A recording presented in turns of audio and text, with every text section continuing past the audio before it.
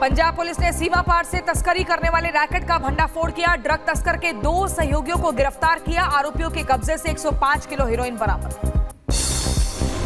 उत्तर प्रदेश के बुलंदशहर में खाद्य सुरक्षा विभाग ने की छापेमारी। अनूप शहर में सप्लाई को जा रहा था 200 सिंथेटिक दूध पकड़े और इस दौरान कई तरह के सामान को भी जब्त किया।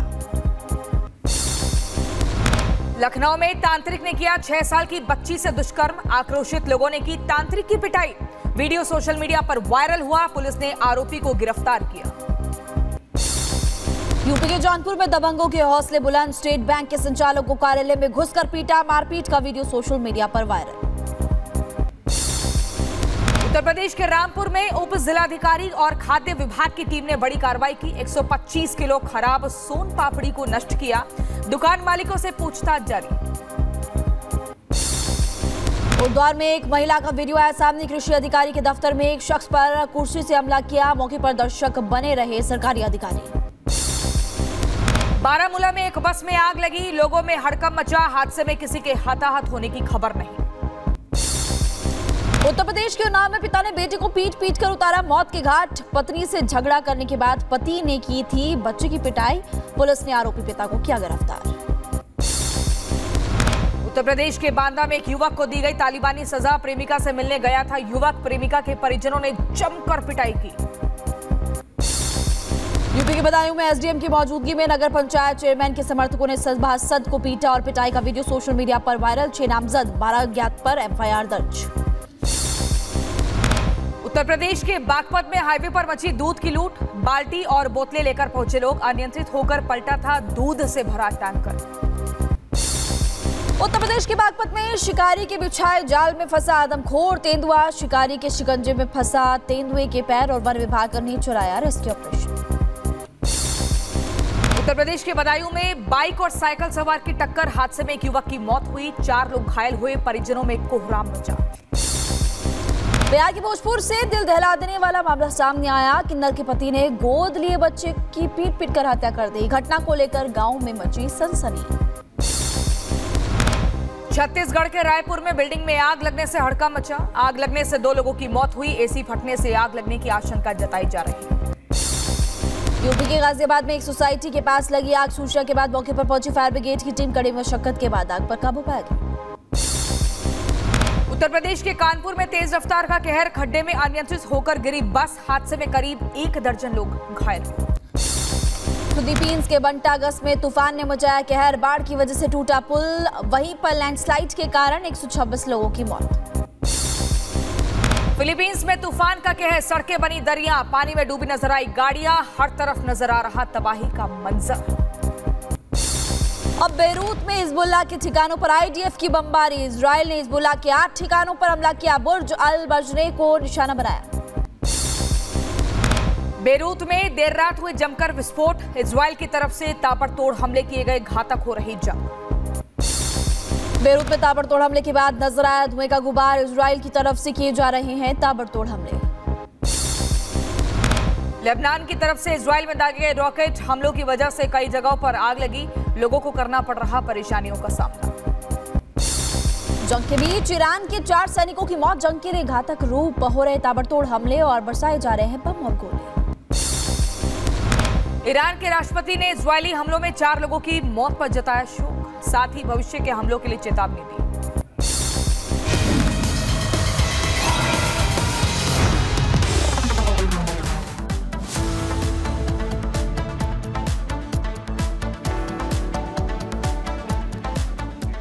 ब्रिक्स सम्मेलन में प्रधानमंत्री नरेंद्र मोदी और चीन के राष्ट्रपति शी जिनपिंग के बीच एक ऐतिहासिक समझौता हुआ था।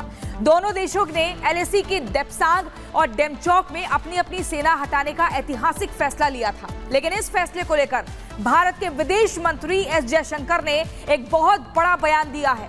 जयशंकर ने जो कहा है उसे सुनकर आप भी चीन पर गुस्सा हो जाएंगे। कैसे, देखिए।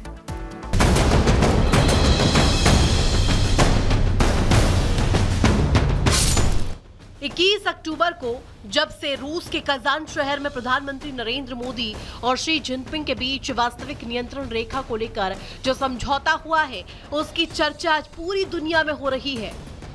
कहा जा रहा है कि प्रधानमंत्री नरेंद्र मोदी और चीनी राष्ट्रपति शी जिनपिंग की मुलाकात के बाद LAC पर सब कुछ ठीक हो जाएगा। लेकिन अब भारत के विदेश मंत्री एस जयशंकर के एक बयान ने खलबली मचा दी है। विदेश मंत्री एस जयशंकर ने पुणे में आयोजित एक कार्यक्रम में कहा कि चालबाज चीन पर भरोसा नहीं किया जा सकता, क्योंकि भारत ने जब जब चीन पर भरोसा किया है उसने हिंदुस्तान की पीठ पर छुरा ही घोंपा है। Today we have reached where we have. There are two reasons for it. One, a very determined effort on our part to stand our ground and make our point. And the second is because actually in the last decade we have also improved our infrastructure. But I think the combination of all of this has led to where it is. When Prime Minister and President Xi met, at that time it was decided, okay, the foreign ministers will meet and the national security advisors will meet and see how this is to be taken forward.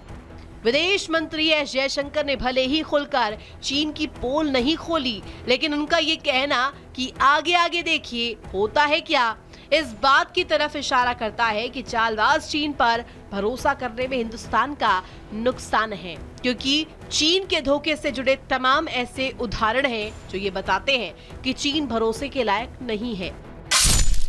उदाहरण number 1, 1962 में हुआ भारत चीन युद्ध।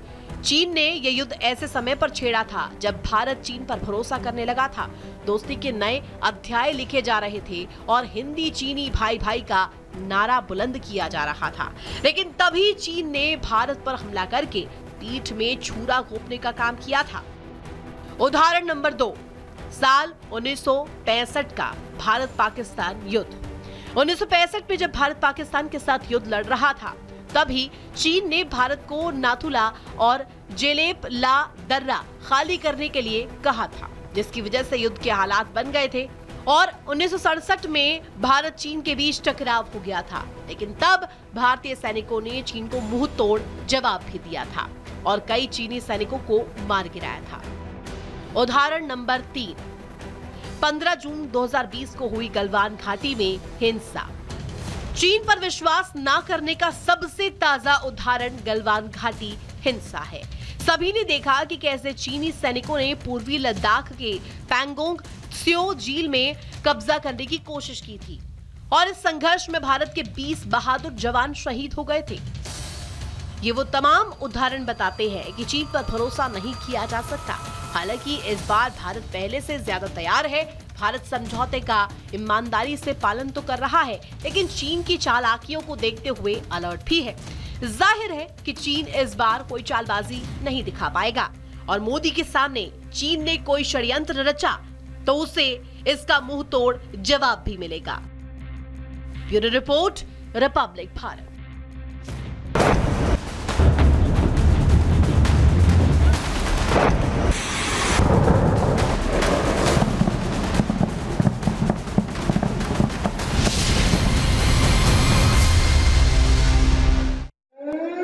और चलिए बात करेंगे महायुद्ध की, क्योंकि ईरान की तरफ से इजराइल पर जो अटैक किया गया, जो गलती की गई, उसका खामियाजा ईरान को भुगतना पड़ा। इजराइल की तरफ से वापस अटैक किया गया था, लेकिन अब सवाल ये खड़ा होता है, क्या ईरान पलटवार करेगा, एक बार दोबारा से अटैक करेगा, या चुप रहेगा, या फिर कूटनीति का सहारा लेगा? क्या कहती है रिपोर्ट, आपको दिखाते हैं।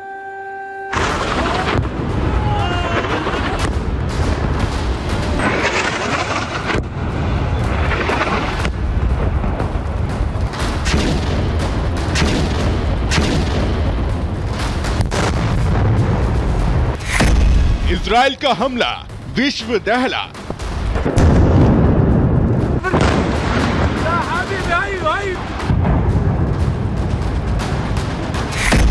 ईरान देगा जवाब, करेगा पलटवार।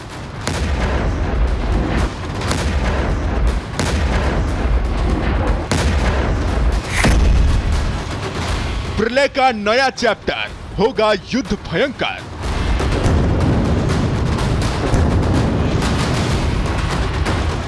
इजराइल ने 25 दिन बाद ईरान के हमले का जवाब दिया है।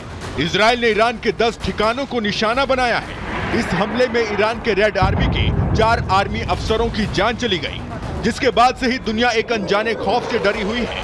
हर किसी के जहन में ये सवाल कौंध रहा है कि इजराइल के हमले का आखिर ईरान क्या जवाब देगा।